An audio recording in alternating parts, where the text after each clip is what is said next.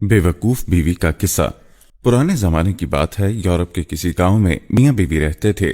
मियां खेतों में काम करता और बीवी घरदारी। बेचारी ऐसी बेवकूफ वाकया हुई कि हर काम को चौपट कर देती, सारा इल्जाम अपने मियां पर लगा देती और कहती कि मैं इस गलती की जिम्मेदार थोड़ी हूं, तुम हो। एक दिन खुदा का करना क्या हुआ कि हमसाई ने उसको एक बकरी की रान दे दी। मियां ने कहा, बीवी रान के कबाब तो बना दे, मुद्दतों बाद आज गोश्त नसीब हुआ है, हम जंगल में जाएंगे और फिर वहां कबाब खाएंगे। उसकी बीवी ने कहा, कबाब तो मैं ऐसे बनाती हूँ कि कोई क्या बनाएगा, इतने मजेदार कि उंगलियां चाटते रह जाओगे, मैं अभी कबाब बना के लाती हूँ। मियां ने कहा, ये बात है तो देखना, आते आते एक जागिया सुराही में शराब भी लेती आना। नीचे तय खाने में शराब का कुप्पा भरा पड़ा है, मगर ढक्कन खोलते वक्त जरा एहतियात करना। बीवी ने कहा, वाह मियां वाह, क्या तुमने मुझे बेवकूफ समझ लिया? गोया मैं इतना भी नहीं जानती, अगर ढक्कन खुला रहा तो शराब बह जाएगी। अच्छा अब तुम जाओ, मुझे खाना पकाने में देर हो रही है। ये सुनकर मियां खेत में चला गया और बीवी ने खाने पकाने की तैयारी शुरू कर दी। खाना पकाते हुए वो ये सोच रही थी कि आज खाना बहुत मजे का बनेगा। उसने सोचा कि खाना तो अभी बाकी रहा है, तो उतनी देर में तय खाने से शराब ले आती हूँ। ये सोचकर जग हाथ में लिया और रान को कोयलों पर छोड़कर तय खाने में चली गई कि इतने में उसे ख्याल आया कि जब वो रान पक रही थी तो गेट पर खड़ा कुत्ता रान को लालची नजरों से देख रहा था। कहीं ऐसा ना हो कि वो रान को उड़ा ले। फौरन उठी और पीपे के डब्बे को खुला छोड़ते हुए भागी। ऊपर गई तो क्या देखती है कि वाकई वो कुत्ता उस पकती हुई रान को लेकर भागा जा रहा था। ये लकड़ी लेकर कुत्ते के पीछे भागी। थोड़ी ही देर में उसका सांस फूल गया। एक दरख्त के नीचे बैठ गई। थोड़ी ही देर में जब हवास बहाल हुए तो उस वक्त पीपे का ख्याल आया। वापस दौड़ी और तहखाने में उतरी। वहां क्या देखती है कि पीपा तो खाली है और शराब का फर्श पर एक दरिया बह रहा है। ये देखकर सोचा, जग में तो शराब मौजूद है, आज का दिन तो मजे से गुजरेगा। दिल में सोचने लगी कि अगर मियां ने तहखाने की यह हालत देखी तो कहेंगे मेरी बीवी कितनी फोहड़ है। शराब गिरी थी तो क्या हुआ, इससे इतना भी ना हुआ कि झाड़ू देकर फर्श साफ कर दे। अब परेशानी ये थी कि फर्श को खुश्क कैसे करे। सामने ही आटे के 2 थैले पड़े थे। ये दोनों थैले उसने फर्श पर उल्टा दिए और झाड़ू देने लगी। शराब के जग को ठोकर लगी और जो शराब बची थी वो भी गिर गई, तो उसने गुस्से में शराब को उठाकर दूर फेंका।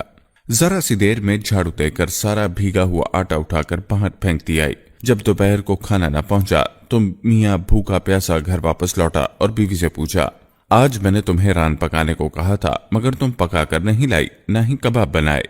वो कहने लगी, मियां वो रान तो कुत्ता खा गया, मैं उसको मारने भागी तो इतनी देर में शराब बह गई। फर्श को 2 बोरियों का आटा डालकर बड़ी मुश्किल से सुखाया है। इस गड़बड़ में जग थोड़ा ठोकर लगने से टूट गया, मगर जरा तय खाने में जाकर देखो मैंने फर्श को कैसे साफ कर दिया है। मियां ने कहा, वाह बीबी वाह, तुम्हारे क्या कहने, आखिर शराब कहाँ भागी जा रही थी जो तुम रान को छोड़कर भाग गई थी? और गई भी थी तो पीपे का ढक्कन क्यों बंद करके न गई? शराब बह गई और रान भी जाती रही। आटे का भी सत्यानाश कर दिया तुमने। उस पर राख डालकर फर्श सुखा सकती थी। बीवी ने कहा, अगर ये सब कुछ तुमने मुझे पहले कहा होता तो ये मुसीबत न पड़ती। तुम एतराज तो करते हो, मगर बाद में करते हो। जो नुकसान हुआ वो मेरी वजह से थोड़ी हुआ, ये तो सब तुम्हारी वजह से हुआ। ये भी खूब है, गलती करो तुम और इल्जाम धरो मुझ पर। इसके बाद मियां ने सोचा, ये औरत बहुत बेवकूफ है, कहीं घर की जमा पूंजी उठाकर किसी को ना दे दे। बेहतर है कि रुपया पैसा कहीं दफन कर दूं, और पैसा जिस गड्ढे में दफन किया जाए तो उसे मना कर दिया जाए कि उसके पास भी गई तो अच्छा ना होगा। ये सोचकर उसने अपने बागीचे में एक गहरा गड्ढा खोदा, सब रुपया उसमें दफन किया और बीवी को बताकर कहा, देखो अगर तुमने इस रुपए पैसे को हाथ लगाया तो मुझसे बुरा कोई ना होगा। बीवी ने कहा, अगर तुम कहो और मैं उसके खिलाफ कोई काम करूं, आखिर मुझे खुदा को जवाब भी तो देना है।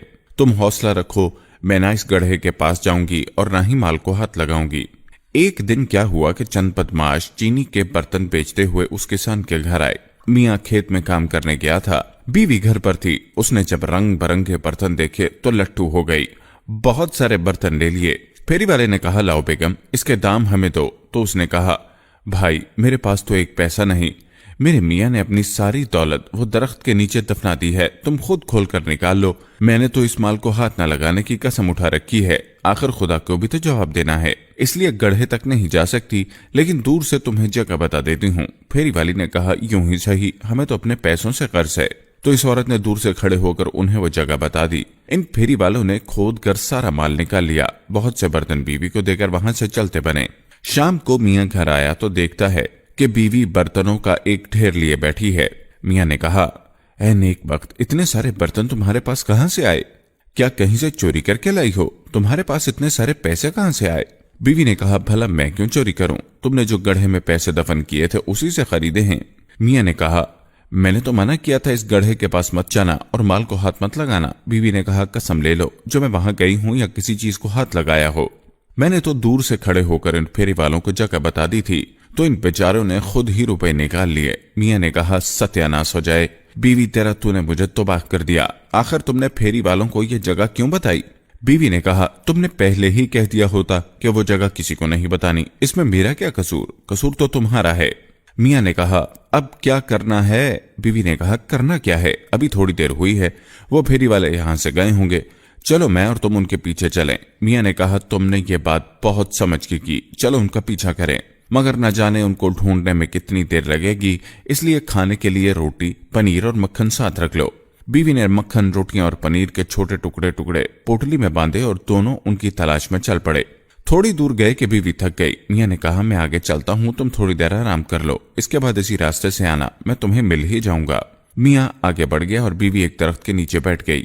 تھوڑی دیر بعد جب تھکن دور ہو گئی تو ادھر چل دی جہاں میاں تھا۔ کچھ دیر بعد وہ ایسی جگہ سے گزری جہاں دونوں طرف درخت تھے۔ ان درختوں کی چھال اتری ہوئی تھی۔ اس کو رحم آیا تو پوٹلی میں سے مکھن نکال کر ان پر لگا دیا اور پھر پوٹلی پھاڑ کر اس کے اوپر رکھی۔ جب کپڑا کم پڑ گیا تو اپنے جسم پر موجود کپڑا پھاڑ کر لگانے لگی۔ اسی دوران پنیر کا ایک ٹکڑا نیچے گر گیا۔ یہ دیکھنے کے لیے کہ پہلا ٹکڑا کدھر گیا، اس نے دوسرا بھی اس کے نیچے پھینک دیا، مگر کچھ دیر بعد وہ بھی غائب ہو گیا۔ غرض صبر شکر کر کے تھوڑا آگے بڑھی کہ میاں نظر آ گیا۔ وہ بیچارہ بھوک سے نڈھال تھا۔ کھانا مانگا تو اس نے سوکھی روٹیاں نکال کر اس کے آگے رکھ دی۔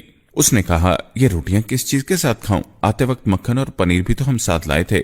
اس نے کہا، میاں مکھن تو ان درختوں پر ملائی ہوں جو زخمی تھے، اور پنیر کا ایک ٹکڑا نیچے گرا تو یہ دیکھنے کے لیے کہ وہ کدھر گیا میں نے دوسرا بھی اس کے نیچے گرا دیا، لیکن نہ پہلے کا پتہ چلا نہ دوسرے کا۔ میاں نے کہا، تو جو کام کرتی ہے الٹا ہی کرتی ہے۔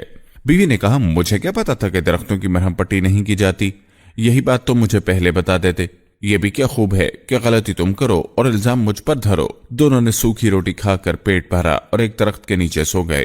لیٹے لیٹے میاں کو خیال آیا کہ آتے وقت گھر کو تالا بھی لگایا ہے کہ نہیں۔ اس نے پوچھا تو بیوی نے کہا، تالا تو نہیں لگا کے آئی میاں جی۔ میاں نے کہا، ابھی جا کر تالا لگا کیا؟ بیوی نے کہا، خفا کیوں ہوتے ہو؟ ابھی جا کر لگاتی ہوں، تم یہاں آرام کرو۔ میں ابھی گئی اور ابھی لگا کر واپس آئی۔ یہ کہہ کر بیوی جلدی جلدی گھر پہنچی۔ وہاں جا کر خیال آیا کہ کچھ کھانے کے لیے بھی لیتی جاؤں۔ اس نے ادھر ادھر دیکھا، سوائے سرکہ اور اخروٹوں کے کچھ نظر نہ آیا۔